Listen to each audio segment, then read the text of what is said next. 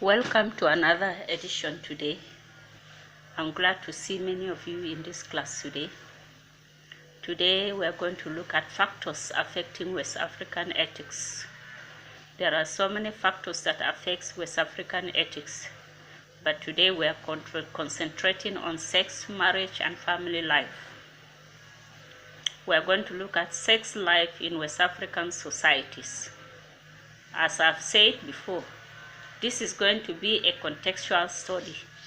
It is not going to be something that is generally acceptable in all culture in West Africa, because we are quite divergent and our position on issues are quite divergent. However, there are two basic positions on this particular issue of sex as regards premarital sex. There are those who are for total abstinence, and there are those who permit sex, premarital sex, for some reasons. We also have some sex taboos in West Africa. Some of these sex taboos are rape, premarital sex, adultery, lesbianism, homosexuality, incest, and bestiality. Adultery or extramarital sex are sexual prohibition for married couple or married people. Premarital sex is a sex offense that is peculiar only to unmarried young men and women. Rape is forceful sex toward a married woman or unmarried woman or lady. Homosexuality and lesbianism are practices where you find that people of the same sex have erotic desire for one another. Bestiality mostly is abhorred by most West African society, especially bestiality and homosexuality. That's why it's very common for Africa to see a man sleeping with each other in the same bed, because they are not expecting anything to happen. But once a man sleeps with a woman, a question is being raised, because it is believed that he cannot be able to sleep on the same bed with a woman without having sexual intercourse. But once a man sleeps with another man on the same bed, it's very difficult for him to have erotic feeling toward the person, because they are same sex. Because African has been, brought up to understand that one cannot have an erotic desire towards same sex. Incest, sexual behavior that is directed toward people of the same family kin, especially between a brother and a sister, brother and an uncle, or something like that. Any close sexual relationship with people that are close to us is called incest. Bestiality is totally condemned in Africa. Nobody can imagine you having sex with an animal, but in Africa it's completely condemned. However, we have to ask some questions. Why do some people practice certain sexual behavior? Like those who are for premarital sex. Why do they practice it? Those who practice premarital sex, they do so to test the impotency of the man. Because nobody wants to go into a marriage that can never be consummated. So most African people who allow premarital sex is to ensure that the young man is a healthy young man sexually. If he cannot be able to satisfy a woman, there is no point for him to get married. On the side of the young girl, premarital sex is allowed to test her fertility, because in most West African society, they see women as guardian. Therefore, they expect that when they marry a woman, she will be productive. she can have children so that he can maintain his lineage. Therefore, having a marriage without children is a meaningless relationship. They see it as a waste of time, waste of energy, and waste of resources. Therefore, most communities prefer those who practice premarital sex. They prefer the young lady to even conceive at home before they can even think of marriage. One of such communities is found in Taraba state of Nigeria. Among the Taraba state of Nigeria, you find that the young girl has to be pregnant before suitors will begin to show interest in her. In fact, there will be high competition for her hands in marriage because they have now discovered that the young lady is productive. There are other terms that people permit premarital sex because they want to generate income for the family. Especially if the parents of the girl are poor, they can encourage their daughter to engage in premarital sex to raise money for the family. Other reason why premarital sex is permitted is for trial marriage. There are people who practice trial marriage. In such a case, sex can never be avoided. There are also those who permit premarital sex because they believe in love affair. But how this is done is that the young lady has to be in her father's house and the young man will be meeting her in her father's house. This is to cross-check or to ensure that the young lady does not engage in promiscuity. She must maintain one single man, other than having many men coming to sleep with her. So the young man will come and meet her in her father's compound.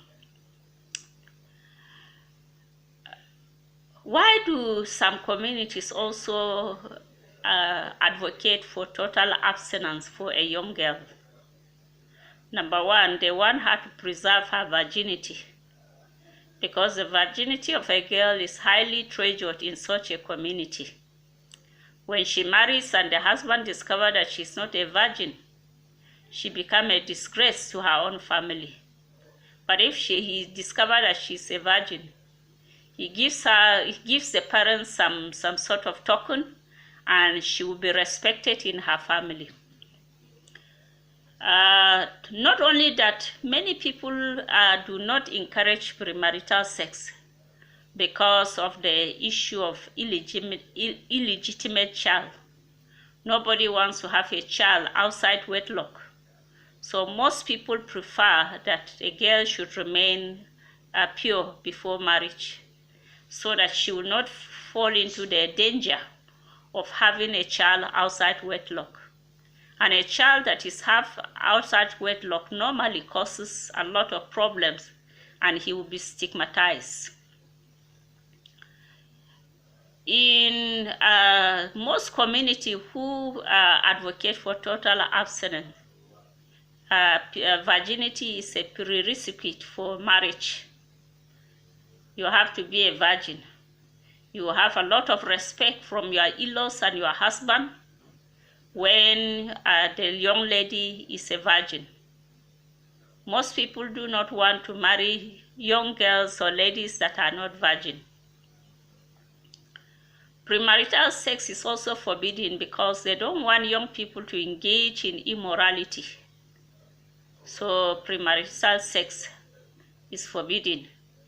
It's also forbidden for the sex of peaceful coexistence in the community, where you find that everybody engage in indiscriminate sex with young ladies or women.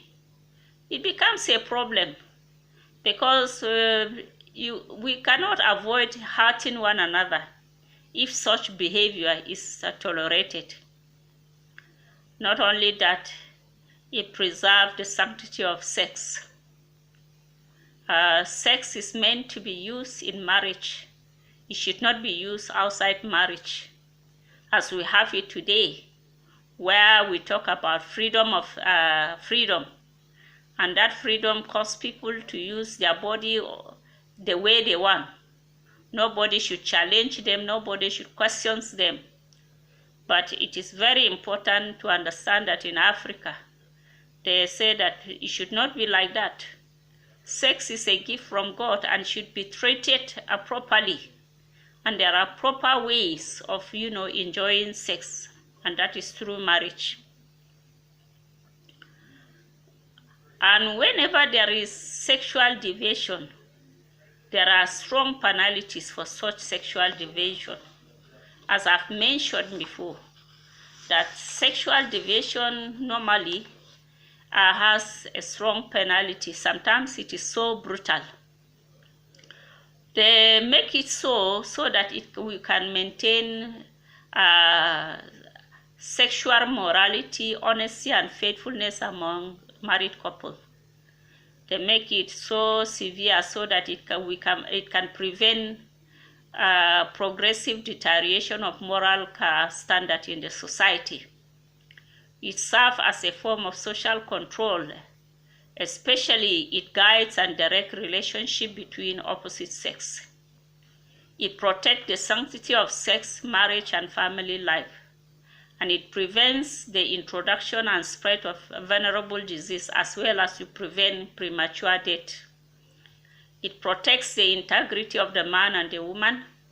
It protects the integrity of children children not to grow up with a stigma. So those are the reasons why you find that premarital sex in Africa is always very, very severe. So why do some people allow the marriage of close skins? Because in most West African society, they don't like the marriage of close skin. Except with some few communities who allowed it. They have their own reasons for allowing it. Number one, to preserve the purity of race or genetic purity or lineage. Sometimes such people feel that they are superior race. So in order to preserve their race and their genetic purity, they will usually make sure that they marry among themselves.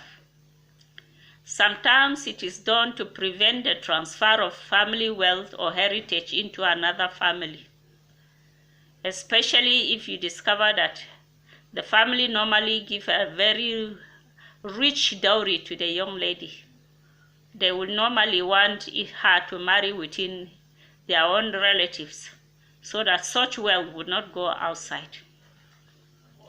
Sometimes some people have a special liking for some species of children, and so they encourage that close marriage should be maintained among the kins, so that they can maintain those kind of species of children. Some of the people that actually practice close kin marriage are the Fulani and the Hausa people. These are some of the few that we have.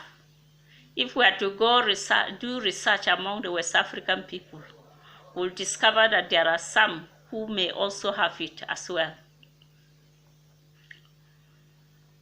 Now the question we have to ask, what are the reasons for some of this sexual deviation in Africa, West Africa particularly?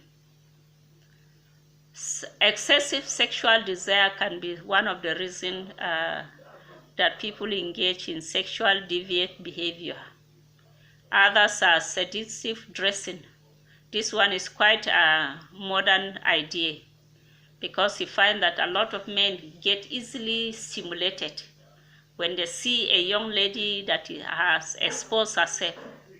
For that reason, sometimes they even rape the young lady.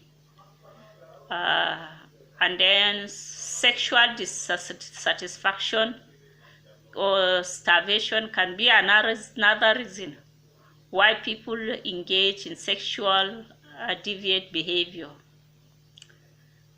The most common reason that makes people to engage in deviant sexual behavior in modern times is pornography. Almost everywhere you turn, you see pornographic magazines and film that tend to stimulate the sexual desire of people. In advert, in wherever you turn, you see them. And so it somehow discharges some sort of, stimulation of sexual desire, high sexual desire in the atmosphere. So people engage in sexual deviant behavior since they cannot find some way or solutions of meeting or suppressing or, dealing with those tension that has been created. Another reason why people engage in sexual deviant behavior is lack of self-control. And then from a Christian perspective is what we call the human depravity. Because sin is so strong in our life, sometimes we don't have power over it, and people engage in sexual behavior, deviant sexual behavior. Sometimes it could be some mental issue. Someone might have a psychological imbalance. It can lead to some sexual deviant behavior, especially rape. We have seen cases whereby mad people, rape women who are just passing, where we call it, this is due to psychological imbalance or mental imbalance. People also engage in sexual deviant behavior because of ritual and pleasure. Others do so because they naturally got attracted to the opposite sex. And others do it simply because they want to wreak vengeance on the person they targeted. Penalties for sexual offense also varies from one community to another, especially sexual offense or deviant behavior like lesbianism, homosexuality, bestiality, mostly were unthinkable among most West African people. Therefore, anybody who is caught in such a behavior generally become an outcast in the society. Nobody will eat with you, nobody will interact with you, nobody will give his daughter or son into marriage to such a family, because they believe that these are sexual deviant behavior that should never be found among the African. And so when you engage in it, you become an outcast in the society. For some people, you can even be driven into the jungle to stay there, because for them it's unacceptable. Some few years back, there was a young man who was caught, seducing another young man by the beach of Lagos. Immediately, the crowd there descended upon him and began to beat him. Before he went back to his residential area, he was in a rental residential. So his sisters who were staying with him were packed out of the rental residential, because as far as they are concerned, they cannot accommodate somebody with such a deviant such behavior. And when the young ladies were driven out of their rental, they were told to disappear from the street, because if they are caught, they will regret it. And this young man traveled to his own village. When the news reached the village also gave a message that you should never step into the village, because it is an abomination for him to have done such a practice. And the young man was lamenting on Facebook. He said, Nigerian people, they have problem. They can't allow people to, to do what they want with their life. He said that's how he grew up, and nobody can stop him from being what he is. Well, but in traditional African society, these are sexual deviant behavior that nobody can accommodate it. Now, for sexual deviant behavior like rape, adultery, fornication, there are various penalties for it. It all depends on the community. I can just give some few examples of some of the penalties that we have. Sometimes people can be banished from their own community if they are chronic, they're the type that, you know, violate sexual code of ethics. Particularly in Abo clan in Cross River State, they can banish someone from the community. In some Igbo land, you have to pay a cake of palm wine to appease the people. And some other Igbo land, you are encouraged to go and, you know, seduce another woman from the adulterous family. Sometimes the offended man or the aggrieved man can wreak vengeance on the family or clan of the offender because he has seduced his own woman. In some community, the offender is flogged. Sometimes the number of the cane to be flogged depends on the community. Sometimes some concoction are prepared for the man to drink it so that he can prove his own innocence if he denies it, especially in the case of adultery. This is commonly found in southern Kaduna. In some community, the offender may be sold into slavery. It explains why in those days we have slaves. Because once a person has some sex deviant behavior that the society can no longer control, such a person is sold into slavery. In some community, both the man and the woman can be killed.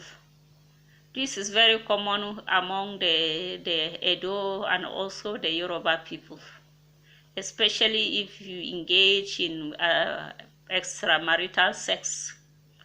Charm can be placed that can destroy you. In Anambra State, the woman can go mad if she engages in in extramarital sex. So those are some penalties that people use in order to, you know, to appease or to appease the persons that you have offended. Sometimes the community will ask you to bring 7 gourd and 7 bags of rice or 7 bags of maize, especially among the Kutep in Taraba State. And if the woman refuses to confess her unfaithfulness, she may die during childbirth. So those are some of the penalties we have in West African society. Remember, I told you whatever we are discussing is within a given context. So these penalties that I've listed are within a given context. I don't know exactly how it is in your own community, but it's important for you to understand that Africans too have penalties for various deviant sex behavior. What is the Christian position on some of these things? Sexuality is a very important feature of our created nature.